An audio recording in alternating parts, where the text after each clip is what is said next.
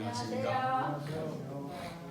여러분들 얼굴을 이렇게 한 분 한 분 이렇게 뵈니까 참 너무나 반갑고 또 감사한 마음이 듭니다. 오늘 이렇게 말씀을 사모하고 그리고 또 이렇게 말씀을 통하여 예수님을 뵙기 위하여 참석하신 여러분들의 그 신년 속에 하나님의 참 풍성하신 축복이 함께해 주시기를 간절히 바랍니다. 우리는 지난 안식일 요한복음 3장 16절에 있는 말씀을 조금 깊이 공부하는 첫 시간으로 우리 하나님의 사랑이라는 그런 주제로 말씀을 나눴습니다. 우리 요한복음 3장 16절은 여러분들이 다 잘 아시는 거. 우리 아까 교과 시간에도 우리 한 집사님이 다 같이 암송하는 시간을 가졌습니다. 자, 여기에 이렇게 나오는 것처럼 여러분들 우리 하나님이 세상을 이처럼 사랑하사 독생자를 주셨으니 이는 저를 믿는 자마다 멸망치 않고 영생을 얻게 하려 하십니다. 우리가 지난번에 그래서 저희 첫 번째 주제인 사랑에 대해서 우리 하나님께서는 우리를 왜 사랑하시는가 그거에 대해서 잠깐 살펴보시면서 우리가 말씀을 통하여 보니까 하나님께서는 그 우리를 사랑하시는 이유를 이렇게 먼저 알기 전에 하나님께서는 왜 우리를 만드셨는가 하는 것들을 말씀을 통하여 살펴보았어요. 그랬더니 하나님 뭐라고 말씀 가운데 말씀해 주셨냐 하면 우리를 위하여가 아니고 나를 위하여 하나님을 위하여 나를 찬송하게 하기 위하여 나의 영광을 위하여 너희를 다 만들었다고 말씀하시는 거예요. 그런데 우리가 말씀을 통하여 이 하나님께서 완전히 이타적이시고 절대적으로 이타적인 사랑밖에 없으신 하나님께서 나를 위한다는 것은 하나님을 위한다는 것은 바로 우리 모두를 위한다는 것을 우리는 말씀을 통하여 살펴보았습니다. 그리고 우리가 하나님께서 이 모든 걸 통하여 우리를 만드신 이유가 이 사랑 그 자체이신 하나님께서 우리 사랑의 대상이 필요했기 때문에 만드셨다는 얘기를 우리는 살펴보았습니다. 그래서 우리가 정말 이 사랑을 하고 싶은데 사랑을 할 대상이 없다는 것, 이 또한 굉장히 큰 아픔이에요. 그런 아픔을 저는 지금 이게 경험하고 있습니다. 저는 참으로 누군가 정말 이 사랑하고 싶은 그런 누가 있으면 좋겠는데 제가 없어가지고 제가 어려움을 많이 당하고 있습니다. 그런데 하나님도 우리랑 같은 마음을 가지고 계신 것 같아요. 여러분들 사랑은 혼자 되는 게 아니지 않습니까? 대상이 있어야 돼요.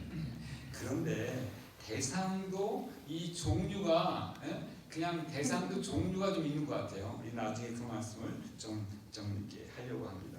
그런데 그래서 하나님께서는 자기의 그 넘치는 사랑을 이게 줄 수 있는 그리고 사랑의 교제를 나눌 수 있는 대상을 이게 대상이 없어가지고 그런 대상을 만들기 위해서 우리 모두를 창조하셨다는 거예요. 그런데 그래서 하나님께서는 뭐라고 얘기하시냐면 창세기 1장 26절에 이렇게 말씀하십니다. 우리의 형상을 따라 우리의 모양대로 우리가 사람을 만들고 다스리게 하자 이렇게 말씀하세요. 그러니까 우리가 이 세상에 그렇게 피조물이 많은데 하나님의 형상과 하나님의 모양을 따라 지어진 피조물이 꼭 우리들 뿐일까라고 생각할 수 있어요. 그런데 우리 이 창세기 5장에 있는 말씀을 살펴보니까 이런 말씀이 있는 거예요. 아담이 130세에 자기 모양 곧 자기 형상과 같은 아들을 낳아 이름을 셋이라 하였고 라는 말씀을 보니까 여기도 마찬가지로 하나님이 그 전에 말씀에는 하나님이 이전에 말씀하신 것 똑같이 말씀하시기를 우리의 형상을 따라 우리의 모양대로 이렇게 말씀하시는 게 이게 보통 이 피조물이라는 얘기가 아니라 마치 아담이 그 아들 셋을 낳은 것처럼 그와 똑같은 모양으로 창조되었다는 얘기를 우리가 하나님께서는 이 말씀을 통하여 하고 계십니다. 그런데 우리 사람의 마음에는 이 사람의 마음에 있는 살아있는 그릇이 여러 가지 그릇이 있어요. 여러분들 우리가 보면 우리 보니까 예를 들어서 우리 부부가 있는데 남편도 있고 뭐 부인도 있고 있는데 근데 자식이 없으면 그 부부가 가장 바라는 건 뭐예요? 바로 자식이에요. 그러니까 이 남편도 있고 아내도 있는데도 불구하고 이 자식에 대한 사랑의 그릇이 또 따로 있다는 거예요. 그래서 그것이 안 채워지면 그게 항상 그립고 그것이 허전하고 그래서 그것에 대한 갈망이 계속 있는 것 같아요. 그런 걸 보면 그것뿐 아니라 아이들을 한번 보세요. 아이들 보면 아빠도 있고 엄마도 있는데 아이들은 또 누가 필요해요? 친구가 필요해요. 친구. 그러니까 이 친구에 대한 아이들 마음속에 그 친구에 대한 그릇이 있는 거예요. 그러니까 우리 사람의 마음속에는 그릇이 여러 가지가 있어요. 그것도 아이들이 있는 부모 같은 경우에 딸만 있어요.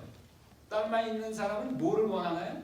아들이 한번 있었으면 하고 그렇게 원하는 그 아들 그릇이 또 따로 있는 거예요. 딸 그릇이 있고 아들 그릇이 따로 있어요. 그런데 아들만 있는 우리 재린이 엄마 같은 경우는 재린이 엄마 마음에는 무슨 그릇이 있냐면 바로 딸 그릇이 또 있는 거예요. 딸이 항상 있었으면 하는 그런 마음이 있는 거예요. 그래서 이 사람의 마음에도 그릇이 여러 가지가 있는 것처럼 하나님의 마음에도 그릇이 여러 가지가 있는 것 같아요. 이 하나님이 사실은 이 온 우주의 피조물들이 얼마나 많겠습니까? 그런데도 불구하고 하나님은 자기의 그 사랑을 좀 더 정말 이렇게 자기와 비슷하게 나눌 수 있는 사랑의 대상이 필요해서 우리를 창조하셨다는 거예요. 자, 그런데 여기에 보면 그래서 우리는 지난 시간에 우리 하나님께서 우리를 사랑하신 이유가 마치 부모가 자식을 사랑하는 것처럼 그렇게 자식이니까 무조건적이고 정말 본능적인 사랑을 우리한테 퍼부어 주신다는 사실을 우리가 생각해 보았습니다. 그런데 또 하나는 어떤 것이 있냐면 여러분들 남자는 사랑을 받기를 더 기뻐하나요? 주기를 더 기뻐하나요? 둘 다. 둘 다예요? 둘 다가 있긴 있어요. 그런데 남자는 여자하고 좀 틀린 점이 뭐니? 여자는 남자로 하여금 사랑을 받아서 더 행복해지고, 근데 남자는 여자한테 사랑을 줌으로 인해서 더 기뻐지고 더 행복해질 수 있어요. 그래서 약간 거기 좀 틀려요. 그래서 남자의 사랑과 여자의 사랑이 조금 틀려요. 그런데 성경에 보면 우리 하나님은 남자하고 여자의 역할로 비교해 본다면 남자의 역할일까요? 여자의 역할일까요? 둘 다. 남자의 역할이에요. 그래서 하나님은 항상 남성으로 편이 돼요. 그런데 그 대신 그 남성의 카운터파트인 상대인 여자는 항상 성경에서 누가 여자의 역할을 해요? 천사가 하나요? 아니면 다른 피조물이 하나요? 누가 해요? 여자의 역할은 항상 누가 하냐면 우리 사람들이 하는 거예요. 그래서 요 관계를 생각해 볼 때도 하나님은 정말 이 하나님의 사랑을 부어줄 수 있는 그 대상인 여자, 영적인 여자인 우리 모든 인간이 필요하셨다는 거예요. 자, 그런데 어떤 지난 이 안식 설교를 끝나고 난 다음에 이 파트락시 안에 어느 한 분께서 이렇게 질문하시더라고요.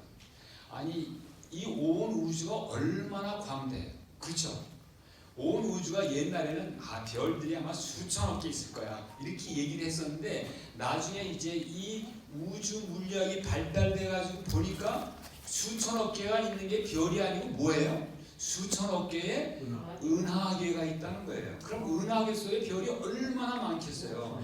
그러니까 이 온 그 넓은 그 우주에 아니 피조물들이 얼마나 많겠어요. 그런데 그 중에서 하나님의 형상을 따라 하나님의 모양대로 지어진 존재는 우리들 뿐이라고? 그거는 조금 이해가 안 된다. 이렇게 말씀하시는, 이렇게 하고 질문하시는 한 분이 계셨어요. 그런데 여러분들은 어떻게 생각하십니까? 아마도 여러분들 가운데는 그와 비슷한 질문을 하시는 분도 있을 것 같아요. 왜냐하면 그 전에 이런 얘기들을 많이 안 했으니까. 그리고 우리 인간이 왜 그렇게 특별한 존재인 거에 대해서 얘기를 그 말씀 가운데 보면 말씀이 그런데 말씀이 별로 없더라고요. 제가 인터넷을 통하여 많은 목사님들의 말씀을 이렇게 접해봤을 때 그런 거에 대해서 말씀하시는 분들이 별로 없어요. 그리고 어떤 분들은 생각할 때 온 우주의 피조물은 지적인 피조물은 우리뿐이다 라고 생각하시는 분들도 있더라고요. 온 우주에 무슨 다른 지적인 피조물 존재자들이 있느냐? 우리만 있다고 생각하시는 분도 계세요.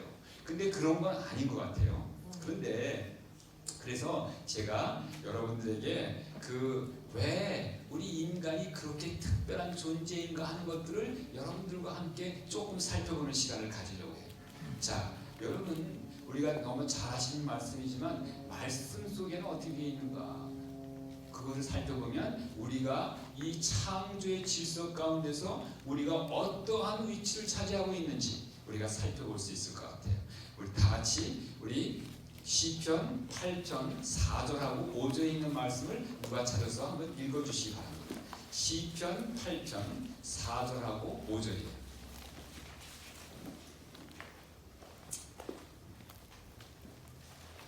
찾으신 분 누가 큰 소리로 읽어주시기 바랍니다. 저를 생각하시며 인자가 무엇이간데 주께서 저를 권고하시나이까. 저를 천사보다 조금 못하게 하시고 영화와 존귀로 관을 씌우셨나이다. 예, 감사합니다.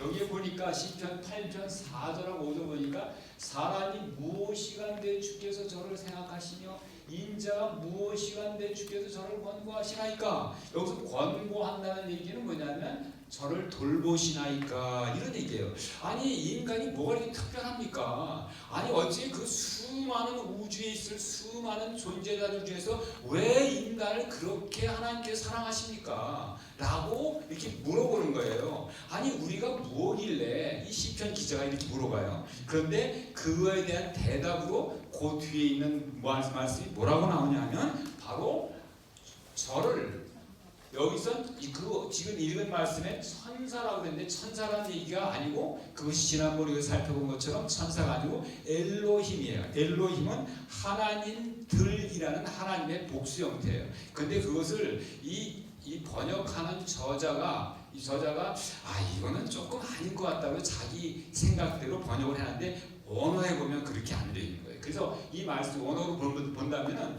저를 하나님보다 조금 못하게 하시게. 그러니까 우리의 존재는 어떠냐면 하나님보다 조금 못한 존재라는 거예요. 그러니까 하나님보다 조금 못한 존재라는 거예요. 그러니까 하나님 바로 그 다음의 존재예요. 이 하늘은 어떤 존재, 어떤 나라냐면 왕국이에요. 왕국은 민주주의 나라가 아니기 때문에 모든 사람이 다 평등한 나라가 아니에요. 왕국은 하이어레키, 계급이 있는 거예요. 계급이 있는데 이 인간의 계급은 어떤 계급이냐면 하나님보다 조금 못하네. 조금 못해. 많이 못한 게 아니라 조금 못한 거예요. 그러니까 하나님 바로 다음이라는 거예요. 그리고 나서 뭐라고 얘기하시냐면 영화와 존귀로 관을 씌우셨다. 이렇게 이 온 우주에 있는 피조물 중에서 영화와 존귀로 관심을 받은 존재는 오직 인간뿐이라는 거예요. 이 영화와 존귀라는 이 말은 천사한테는 해당이 안 되는 얘기예요. 이온 우주 천사 보고 누가 당시 천사를 영화롭게 하고 존귀케 한다는 얘기는 아무것도 그런 말은 전혀 성경에 나타나지 않고 있어요. 그런데 요거에 하나 더해가지고 우리가 히브리 1장에 보면 이런 말씀이 있어요. 히브리 1장 5절에 보면 하나님께서 어느 때에 천사 중 누구에게 내가 내 아들이라 오늘날 내가 너를 낳았도다 하셨으며 또 다시 나는 그에게 아버지가 되고 그는 내 아들이 되리라 하셨느냐 라는 수사적인 질문이 히브리 1장 5절에 나와요. 자, 이 얘기는 무슨 얘기일까요? 하나님이 어느 때에 누구 천사 중 누구에게 이런 관계라고 얘기하셨냐 하는 얘기는 그런 천사가 있다는 얘기예요? 없다는 얘기예요? 없다는 얘기예요. 이 성경에 보면 수사적인 질문이 여러 분이 나와요. 이 수사적인 질문은 그 대답은 다 나와 있는 거예요. 없다. 천사 중에는 이 말씀에 기초해서 본다면 천사는 절대로 하나님의 아들이 아니라는 거예요. 그리고 절대로 천사는 하나님을 보고 아버지라고 부를 수 없는 거예요. 자, 그러면 천사는 하나님 부를 때 뭐라고 부를까요? 하나님이라고만 부르게요. 뭐 주여라고 부를 수 있겠지만 하나님이라고 부르는 거죠. 그런데 우리는 하나님이라고 부르면서 뭐라고 그래요? 하나님 아버지라고 부르는데 이 하나님을 보고 하나님 아버지라고 부를 수 있는 존재는 오직 인간들 뿐이라는 거예요. 그러면서 또 얘기하기는 뭐냐면 히브리 1장 14절에 보면 이 천사는 어떤 존재다? 이렇게 얘기해요. 모든 천사들은 부리는 영으로서 구원 얻을 후사들을 위하여 섬기라고 보내심이 아니뇨. 자, 이 천사들의 이 존재의 목적이 뭐라고요? 천사들은 왜 만들고 하나님이 왜 천사를 만들고 천사 하나님은 뭐라고 그랬어요? 바로 구원 얻을 후사 누구예요? 바로 여러분들과 저가 되기 원합니다. 이 구원 얻을 후사를 위하여 섬기라고 보내심이 아니뇨라고 말씀하세요. 그러니까 이 천사는 뭐냐면 우리를 섬기는 그러한 직분이 천사의 직분이라는 거예요. 자, 이걸 보니까 사실은 천사는 이 하나님과 천사와 우리의 관계를 잘 이해하기 위해서는 옛날 그 왕국을 생각해 보면 돼요. 우리 조선 왕조 때 왕이 있어요. 왕이 있는데 그 왕이 있고 그다음에 대신들이 있어요. 대신들이 천사라고 생각하면 되고 그다음에 그 왕자와 공주가 바로 우리 인간이라고 생각하면 맞을 것 같아요. 그래서 이 대신들은 임금을 부를 때 뭐라고 불러요? 전하 이렇게 부르죠. 전하고 그런데 이 왕자와 공주가 왕을 부를 때 뭐라고 해요? 아바마마 이렇게 했는데 대신들이 혹시 잘못해가지고 그 왕한테 아바마마 했다가는 그때는 좀 혼란이 나는 거예요. 그래서 사실 왕자와 하원은 권력은 대신들이 훨씬 더 큰 권력을 가지고 있을 수 있어요. 그런데 왕자와 공주가 나중에 크면 어떻게 돼요? 그 왕자와 공주는 왕이 될 수 있는 그러한 아주 특권을 가질 수 있는 거예요. 그렇기 때문에 이 왕자와 공주와 그 다음에 대신들의 그 신분적인 차이는 너무나 큰 것이라는 거예요. 자, 그래서 이런 것들을 다 말씀을 통해 살펴보니까 이게 어떤 거냐면 과연 온 우주에 하나님의 형상을 따라 하나님의 모양대로 지어진 존재는 우리뿐이고 우리의 이 하나님의 창조 질서에서 우리 외치는 바로 하나님 바로 빛이라는 사실을 우리는 이 말씀을 통하여 확인해 볼 수 있어요. 이것이 저희 얘기가 아니라 말씀이 이렇게 됐으니 저는 이것을 믿습니다. 여러분들도 그렇게 믿게 되시길 바라면서 우리가 우리의 존재가 얼마나 귀한 존재인지 다시 한번 확인하게 되시기 바랍니다. 우리가 이렇게 볼 때 이게 별 볼 일 없는 우리 여러분들과 저인 것 같지만 그러나 하늘에서 이 온 우주의 하나님의 창조 질서에서 바로 하나님 다음에 위치하는 그러한 아까 본 것처럼 영화와 존귀로 관심을 수 있는 그러한 존재가 바로 여러분들과 저라는 사실을 생각해 보면서 우리는 우리 스스로 이런 면에서 참 자긍심을 가질 필요가 있다고 생각을 합니다. 자, 그런데 오늘은 제가 이제 우리가 지난번 이걸 잘 중요한 것이 다시 한번 리뷰를 해봤습니다만 오늘 우리가 말씀을 나눌 것은 하나님이 이처럼 사랑하사. 그 이처럼이 무슨 말일까? 그래서 오늘의 말씀의 주제는 이처럼 사랑하사. 하나님 우리를 사랑하셨는데 이처럼 사랑하셨다는 거예요. 그 이처럼이 과연 무엇일까 하는 것들을 아마 말씀을 통해 살펴보려고 합니다. 자, 근데 오늘 말씀을 지금 나눌 때 혹시 여러분들이 이제까지 들었던 말씀과 조금 다른 말씀, 그리고 여러분들이 이제까지 가지고 있던 생각과 조금 다른 얘기가 들릴 수 있어요. 근데 이럴 때 여러분들 그냥 마음을 좀 넉넉하게 열어놓으시고 이렇게도 볼 수 있구나 라는 그런 그 넉넉한 마음을 갖게 되시기 바랍니다. 첫 번째, 우리가 자, 여기 보면 지금 하나님이 세상을 이처럼 사랑하사 독생자를 주셨으니 이는 저를 믿는 자마다 멸망치 않고 영생을 얻게 하려 하시니라. 이 말씀을 보니까 지금 뭐냐면 하나님이 우리에게 영생을 주시길 원하시는데 그러기 위해서는 반드시 뭐가 있어야 되냐면 이 말씀에 기초해 보니까 독생자를 주셨다는 얘기는 독생자를 희생시키시는 그러한 일이 반드시 필요했다는 거예요. 그래서 그것이 왜 그런가 하면 바로 우리 인간이 다 여러분들 잘 아시는 것처럼 아담과 하와가 범죄함으로 말미암아 아담과 하와가 창조되었을 때 가졌던 그 영원한 생명을 잃어버린 거예요. 그래가지고 이 영원한 생명을 잃어버린 이 인류에게 영원한 생명을 되찾아 주기 위해서는 하나님의 아주 엄청난 희생의 사랑이 필요했다는 사실을 이 말씀을 통하여 우리는 엿볼 수 있습니다. 그래서 오늘 우리가 잠깐 죄와 죽음의 관계가 어떠한 관계가 있는가 하는 것들을 한번 살펴보려고 합니다. 자, 여러분들 너무나 잘 아시는 것처럼 로마서 6장 23절에 보면 죄의 싹은 사망이요 이렇게 되어 있어요.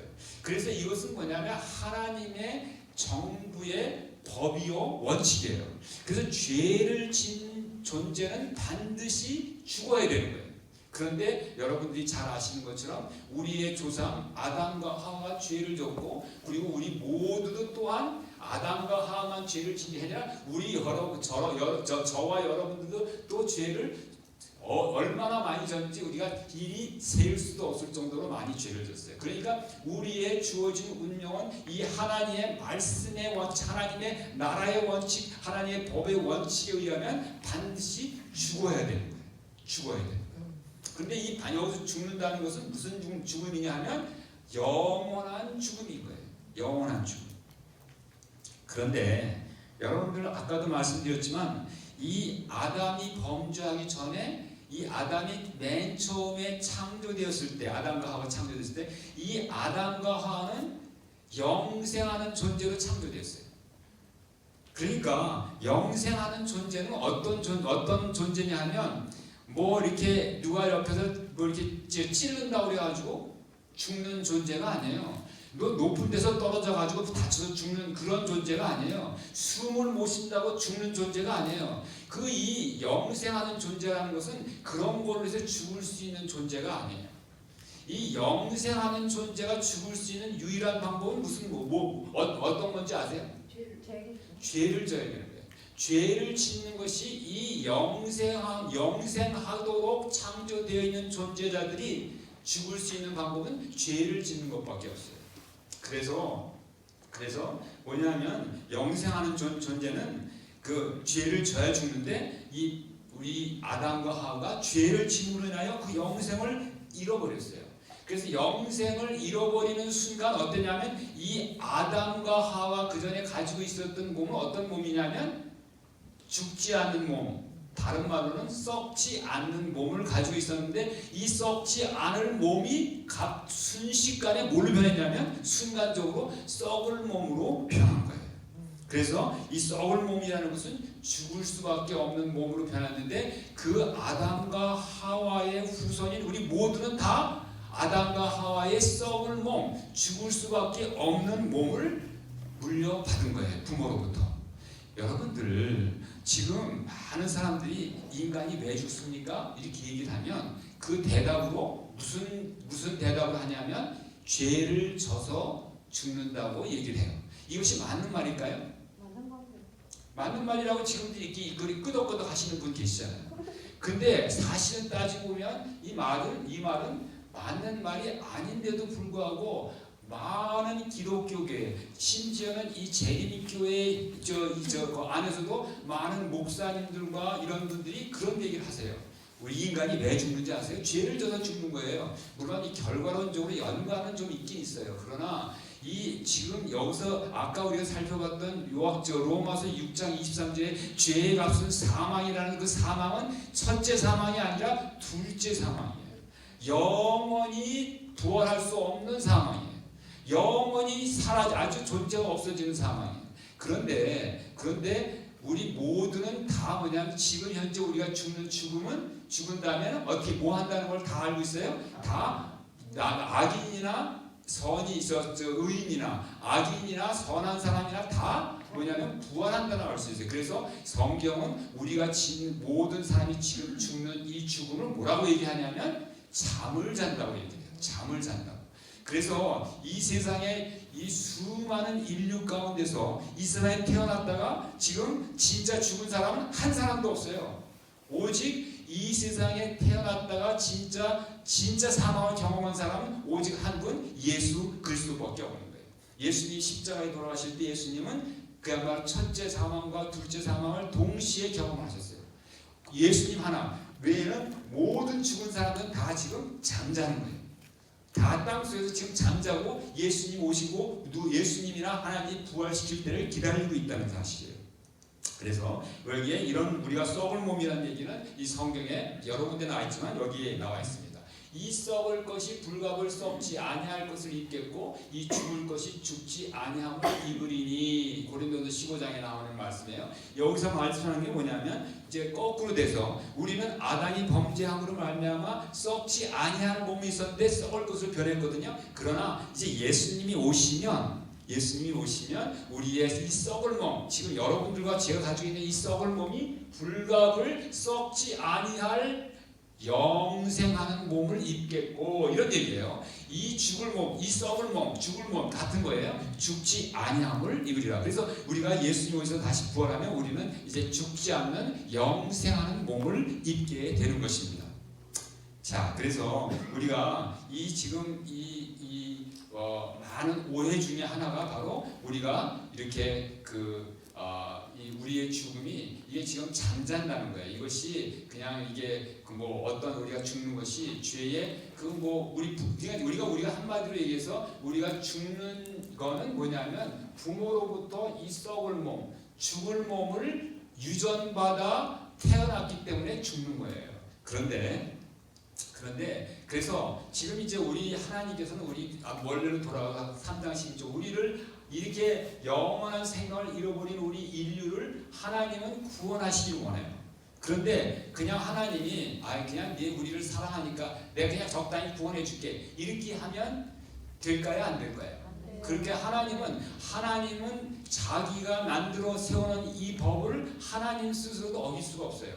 하나님은 전능하신 하나님이시지만 그럼에도 불구하고 자기가 세우는 법을 자기가 어길 수는 없는 거예요. 그런 면에서 전능에 약간 문제가 있겠죠. 그래서 하나님은 왜냐하면 우리가 인간이 범죄한 것은 누구한테 죄를 진 거예요? 누구한테? 우리가 인간이 범죄한다는 것은 바로 우리가 비록 형제한테 잘못을 했다 할지라도 우리가 이 형제한테 물론 잘못했지만 그렇지만 그 형제가 누구의 것이에요? 하나님의 것이기 때문에 우리는 결국 죄를 누구한테 진 거냐면 하나님한테 진 거예요. 그렇기 때문에 우리 하나님 앞에 죄를 진, 하나님을 반역하고 하나님께 죄를 진 이 인간을 구원하기 위해서는 누가 대신 죽어야 될까요? 하나님이 죽으셔야 되는 거예요. 그거를 갖다 대속적인 죽음이라고 얘기해요. 대신해서 죽는 죽음이라고 해서 대속적인 죽음이라고 해요. 그래서 지금 뭐냐면 우리 인간을 구원하기 위해서는 하나님 세 분 중에 한 분이 반드시 대신 죽으셔야만 우리 인간을 구원할 수 있는 것이 바로 이것이 하나님의 원칙이요 하늘의 원칙인 거예요. 그래서 이 세 분 중에 누가 나섰냐면 우리 인간이 구원하고 아예 구원하시기 전에 혹시라도 우리 인간이 죄를 범하면 내가 대신 죽겠다고 나오신 분이 누구예요? 바로 예수님이신 거예요. 예수님. 그런데 하나님은 본래 예수님 하나님이신데 하나님은 본래 죽으실 수 있나요? 없나요? 하나님은 죽으실 수 있어요? 없어요? 없어요? 그 얘기 어디 있어요? 3장 16절이요? 10장 스스로 있는 자가 어떻게 있는 예? 어디요? 스스로 있는 자라고 하셨어요. 스스로 있는 자 그래서 스스로 있다고 그래가지고 죽을 수는 없나요? 죽어서 창조주인데. 제가 이거를 많이 들어서 아는데 이게 어디에 있나 하고 성경을 찾아보는데 한참 찾았는데 여기에 있더라고요. 자, 우리 한번 찾아보세요. 디모데전서 6장 16절 한번 찾아보세요. 딱 거기 한 군데 있더라고요. 디모데전서 6장 16절 누가 한번 찾아보세요. 우리가 하나님은 죽으실 수 없다는 걸 다 아는데 이 말씀이 어디에 있지? 이렇게 찾아보니까 그것도 이 말씀을 찾는 게 저기 아니더라고요. 한번 찾으시면 큰 소리 읽어주시기 바랍니다. 예? 디모데전서 6장 16절입니다. 오직 그에게만 죽지 아니하니 있고 가까이 가지 못할 빛에 거하시고 아무 사람 예.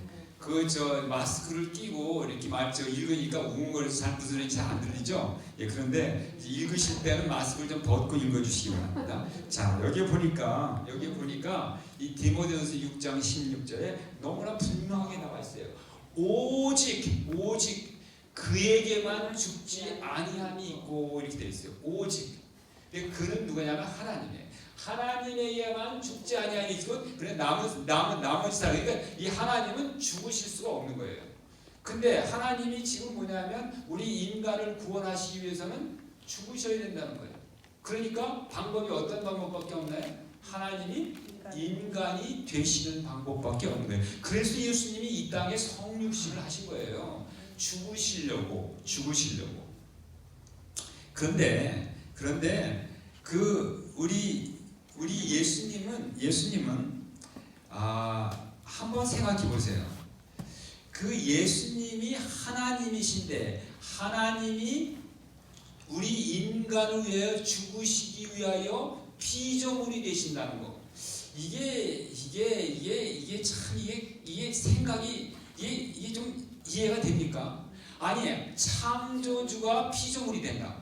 우리 인간이 우리 불교에서는 지금 윤회해가지고 우리 인간이 죽었다 다시 태어나면 다른 걸로 태어난다, 개미로 태어난다, 이런 얘기 하잖아요. 근데 그 정도가 아니, 인간이나 개미나 똑같이 피조물인데 이 창조주가 피조물이 된다는 것은 그거는 정말 우리가 가늠할 수 없는, 생각할 수 없는 그냥 낮아짐이에요. 치욕이에요. 사실은 정말 이건 어떻게 가늠할 수 없는 일이에요. 그러기 때문에 이 하나님의 성육신의 비밀은 우리 온 피조물이 영원토록 공부해도 그것을 묵상해도 그것을 다 이해할 수 없는 그런 깊은 하나님의 사랑의 비밀이라는 거예요.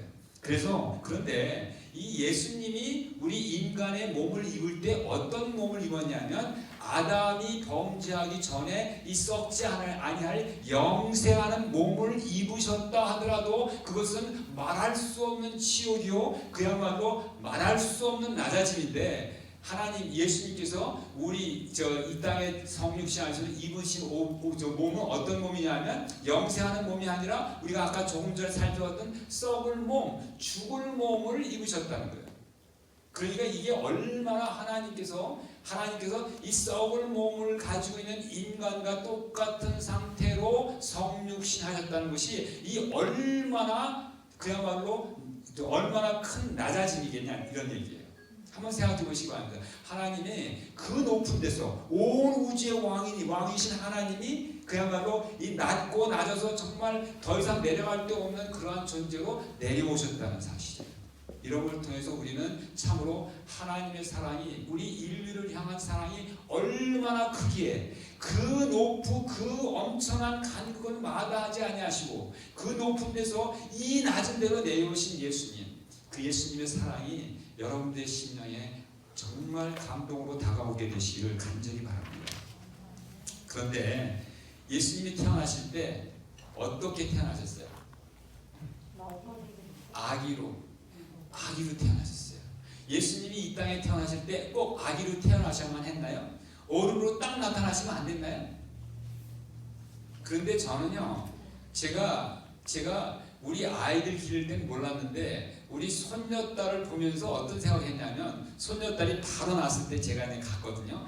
그거 보니까 완전히 그야말로 이게 아무것도 그냥 뭐 이렇게 제대로 눈도 잘 못 뜨고 그 다음에 이렇게 그냥 이 엄마의 도움이 없고 엄마의 보살핌이 없으면 조금도 그 생명을 유지할 수 없는 그야말로 가련하고 그야말로 가련한 예쁘지만 가련한 존재들이라고요.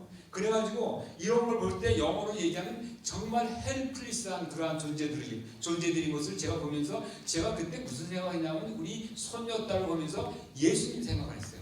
아니 온 우주의 왕이신 예수님이 어떻게 이렇게 그야말로 잠시도 피조물인 이 인간의 도움이 없으면 잠시도 그 생명을 유지할 수 없는 그러한 존재로 어떻게 이 땅에 오실 수 있었을까 하는 걸 저는 생각해봤어요.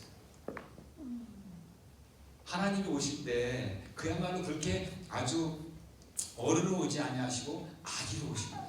그런데 그것도 어떤 거냐면 그것도 하나님이 우리 예수님이 이 땅에 오실 때 좋은 가문 아주 왕족으로 이렇게 좋은 가문으로 오실 수 있었는데 예수님이 이 땅에 오실 때 어떤 가문을 택해서 오셨어요?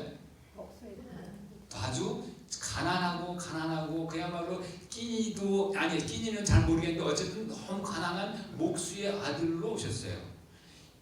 여러분 그 예수님이 태어나실 때 그 보니까 여관방이 없어가지고 어디서 태어나셨어요? 마구간에서 태어나셨죠. 이 마구간에서 태어나셨던 얘기는 예수님의 아버지인 요셉과 마리아가 그야말로 돈이 많은 그런 부자였다면 아무리 그 사람들이 많아서 없다 하더라도 마구간에서 나실 필요 없이 여관으로 들어갈 수 있었을까요? 없었을까요? 틀림없이 있었을 거예요. 만일 그 돈이 많아가지고 방이 없다고 그러면 내가 돈을 이만큼 줄 테니까 방을 좀 달라고 그러면 아마 그 여관 주인이 자기 방을 내줬을 거예요. 그렇죠. 근데 이 돈이 없는 아주 가난한 가정에 태어나신 거예요. 그것도 지금 여러분 아시는 것처럼 이 마리아와 요셉의 가정이 어떤 가정이에요? 신혼부부였나요? 신혼부부인데 어떤 신혼부부예요? 재혼한 재혼녀예요. 그러니까 아주 진짜 제대로 된 가정이 아니라 아마도 요셉이 애를 많이 낳아놓고 상처를 한 것 같아요. 이 상처한 후처로 들어간 거예요, 이 마리아가. 그런 거예요. 그리고 보니까 뭐냐면 성경에는 번역을 잘못해놔가지고 예수님의 동생들과 남동생과 여동생이 있다고 그러는데 실제는 뭐예요? 남동생과 여동생이 아니라 다 형이에요. 형과 이복 누나예요. 그거를 성경은 여러분들 많은 성경에는 동생이라고 써 있고 그래 많은 분들이 지금 다 그 예수님의 형제들은 예수님의 동생이라고 생각하는데 동생이 아니고 형이고 근데 누나예요. 왜 그럴까요? 그것이 그렇게 얘기하면 아니라고 그럴 뿐 여기 몇 분 계실 줄 아는데 어떻게 우리가 예수님의 그 형제들이 이거 이복 동생이 아니라 형이라는 걸 어떻게 알 수 있나요? 두 가지를 저는 말씀드릴 수 있어요. 여러분들 아시는 것처럼 예수님이 십자가에 돌아가실 때 그 자기 어머니 마리아를 누구한테 부탁했어요? 요한한테부터 요한한테 만일 이 예수님의 그 형제들이 마리아가 직접 낳은 그러한 아들과 딸이었다면 그 저기 자기 제자한테 그 부탁을 했을까요? 그 자기 친엄마인데 그 부탁을 안 했겠어요? 자, 그런 것도 또 하나 있고 또 하나는 뭐냐면 예수님이 이 땅에 인간으로 오셨지만 그럼에도 불구하고 그분은 뭐였어요? 그분은 하나님이셨어요. 그래서 여러분 아시는 것처럼 예수님이 돌아가실 때 무덤에 들어가셨는데 그 무덤은 어떤 무덤이에요? 빈 무덤은 빈 무덤인데 한 번도 사용한 적이 없는 무덤이었어요.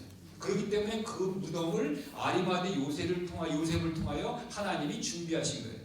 그래서 이분은 하나님이셨기 때문에 그 하나님으로서의 디그니티, 위엄과 권위를 잃어보지 않기 위해서 구분이 돼 있어요. 그렇기 때문에 이 예수님이 들어가신 무덤이 아무도 사용한 적이 없는 새 무덤에 들어가신 거예요. 마찬가지로 예수님을 잉태했던 마리아의 태는 거룩한 태예요. 그 태를 인간 아무하고도 쉐어하지 않는 것이 하나님의 뜻이에요. 그렇기 때문에 이 마리아는 예수님만 낳고 아이를 하나도 안 낳았어요. 그렇기 때문에 한번 그런데 생각해 보세요. 지금 예수님이 이 가정에서 이제 만일 이 아이 그 모든 형제들이 동생들이라면 그 옛날 유대 가정에는 이 장자와 그 다음에 이 나머지 형제들과의 관계는 분명하잖아요. 그러니까 이 장자로서 지내는 것이 훨씬 더 아주 지내기가 수월했을까요? 아니면 거꾸로 만일 그것이 예수님이 장자였다면 훨씬 지내기가 수월했을 거예요. 그런데 그게 아니라 배다른 형들과 누나들 밑에 층층시야에서 이 예수님이 자랐어야 되는 거예요. 얼마나 힘들었을까요? 그리고 우리가 성경에서 아는 것처럼 이 예수님의 형제들이 어렸을 때 예수님한테 잘해줬나요? 못해줬나요? 잘 못해줬어요. 그래가지고 그냥 아마 우리가 생각할 때 네가 조그만해. 근데 보통 예수님은 다른 형제들은 달랐잖아요. 그러니까 아마 이 형들한테 누나들한테 핍박을 많이 받았을 것 같아요. 그것이 성경에 나오지 않습니까? 그래서 예수님이 그 사역을 공생을 시작한 다음에도 저 형제들이 와가지고 그거 왜 그렇게 이 종교 지도자들이 얘기 안 듣고 네가 그렇게 하냐고 막 핀잔을 주고 막 그러잖아요. 그런 거 들어봤을 때 아마도 예수님이 어린 시절이 그렇게 아주 이게 수월한 시절은 아니었던 것 같아요. 자, 그런데 이렇게 이 땅에 태어나실 때도 이렇게 낮게 태어나셨어요. 예, 그러고선 그 다음에 그것뿐만 아니라 예수님은 그렇게 태어나셔서 산 것만 해도 어렵고 힘든데 예수님은 그거보다 뭐냐면 예수님은 그냥 사는 게 아니라 죽기 위하여 사신 거예요. 죽기 위하여. 이 세상의 모든 인간 중에서 이 아버지 하나님과 예수님이 이 자기의 유일하신 그 예수님을 우리한테 죽게 이게 내어주시는 것이 얼마나 큰 일인가 한번 생각해 보세요. 예수님은 이 땅의 모든 인간들은 죽으려고 태어난 사람은 있을까요? 없을까요? 없어요. 죽으려고 태어난 사람 하나님은 하나님이 우리 이 모든 인생들을 이 세상에 나게 했을 때 너 조금 살다가 죽어라 하고 난 게 아니에요. 우리가 지난번에 살펴본 것처럼 우리 이 땅을 살면서 이 땅에 잘 살다가 하늘을 간 준비해가지고 영원히 살라고 우리는 다 이 땅에 태어난 거예요. 그러나 예수님은 이 땅에 태어나신 왜 태어나신 거예요? 죽기 위하여 태어나신 거예요. 우리 모든 사람들은 살기 위해 태어났어요. 영원히 살기 위해서 이 땅에 태어난 거예요. 그런데 이 예수님은 죽으시기 위하여 이 땅에 태어나신 거예요. 그래서 한번 생각해 보세요. 그 자기의 하나님과 아버지 하나님과 예수님과의 관계를 생각해 봤을 때 이 예수님을 이 세상에 죽게 허락하신 그 아버지의 그 마음이 어땠을까? 차라리 자기가 죽는 게 우리 부모의 마음도 그렇지 않습니까? 자식이 어려움 당하고 고통 당하는 걸 보면 차라리 내가 대신 됐으면 하는 것이 우리 부모의 마음일지인데 우리 하나님 아버지의 마음은 얼마나 이 예수님이 십자가에 돌아가시는 것을 보았을 때 얼마나 마음이 많이 아프셨을까요? 그리고 예수님도 마찬가지로 예수님도 정말 내가 인류를 사랑하는 그 사랑 때문에 예수님이 그 십자가의 잔을 마셨을 때, 그래서 그것이 얼마나 힘든 잔이었냐면, 여러분들 아시는 것처럼 게세마네 동산에서 예수님이 뭐라고 기도하셨어요? 아버지요, 할 수만 있거든 이 잔을 내게서 옮겨 주시옵소서, 이렇게 기도하셨어요. 얼마나 그 잔이 힘든 잔이었으면. 그러나 그 잔을 마다하지 아니하시고, 그러나 내 뜻대로 마옵시고 아버지의 뜻대로 하옵소서 하면서 그 잔을 마신 예수님, 예수님의 그 사랑, 그 사랑이 여러분들 마음 가운데 정말 너무나 엄청난 사랑으로 다가오게 되시기 바랍니다. 그래서 예수님은 뭐라고 말씀하시냐면, 예수님이 이렇게 말씀하세요. 이를 내게서 빼앗는 자가 있는 것이 아니라 내가 스스로 버리노라. 이 예수님의 목숨은 예수님이 지금 다른 사람들한테서 억지로 죽기 싫은데 죽음을 당하신 게 아닌 거라는 거예요. 예수님은 자기가 스스로 자기 생명을 그 죽는 대로 자기가 스스로 걸어가신 거예요. 여기 말씀하시기 이렇게 말씀하시죠. 내가 스스로 버리노라. 내가 내 목숨을 너희를 위하여 버리노라 하고 이렇게 말씀하고 있어요. 나는 버릴 권세도 있고 다시 얻을 권세도 있으니 라고 말씀하시면서, 이때 이 얻을 권세는 바로 예수님이 부활하실 때 예수님이 스스로 자기가 가지고 있는 고유의 생명으로 부활하신 거예요. 그러니까 예수님이나 아버지 하나님 두 분 다, 아니 성령님도 마찬가지로 참으로 우리를 위한 그 사랑이 얼마나 지극하면 자기의 존재 자체를 다 버려서 우리 인류를 구원하셨겠습니까? 이런 걸 봤을 때 예수님은 우리 인간들을 얼마나 사랑하셨냐? 온 우주보다 더 사랑하셨다는 거예요. 왜냐하면 예수님 자체가 온 우주보다 더 크신 분이에요. 그러나 이 온 우주보다 큰 그 엄청난 값을 치르고 우리 인류를 구원하셨다는 거예요.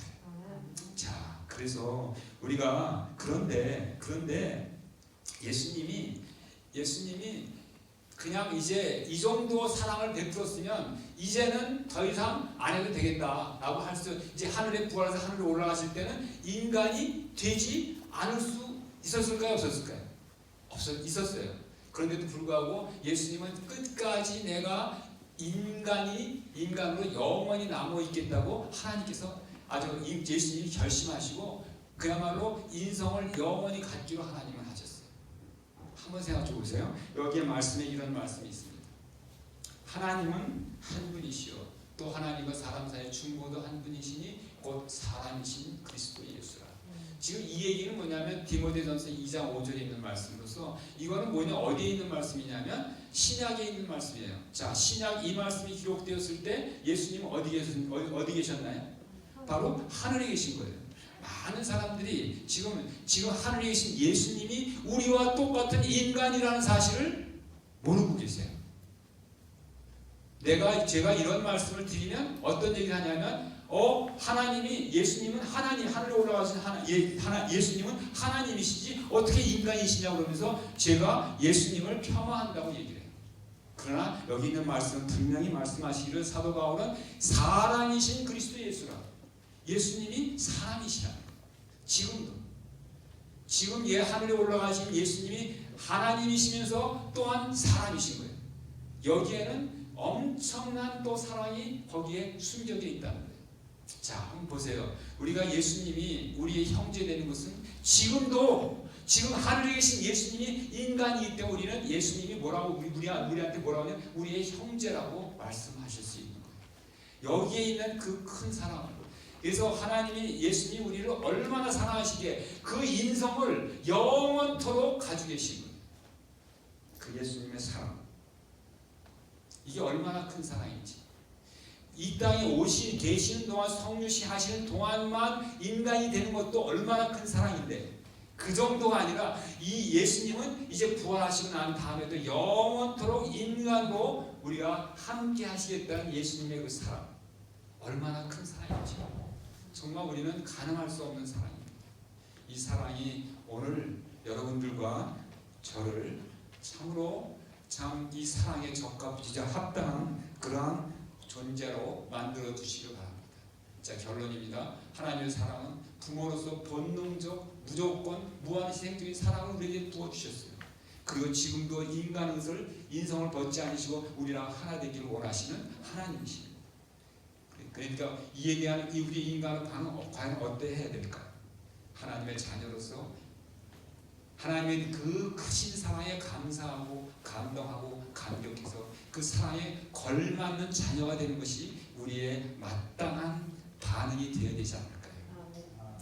우리 모두가 이 큰 예수님의 사랑을 깊이 오늘 이 안식일 묵상하시면서 이 사랑이 여러분들을 온전히 주님께로 이끄는 그러한 시간이 되시길 바라면서 제 말씀을 줄이겠습니다. 아멘. 아멘.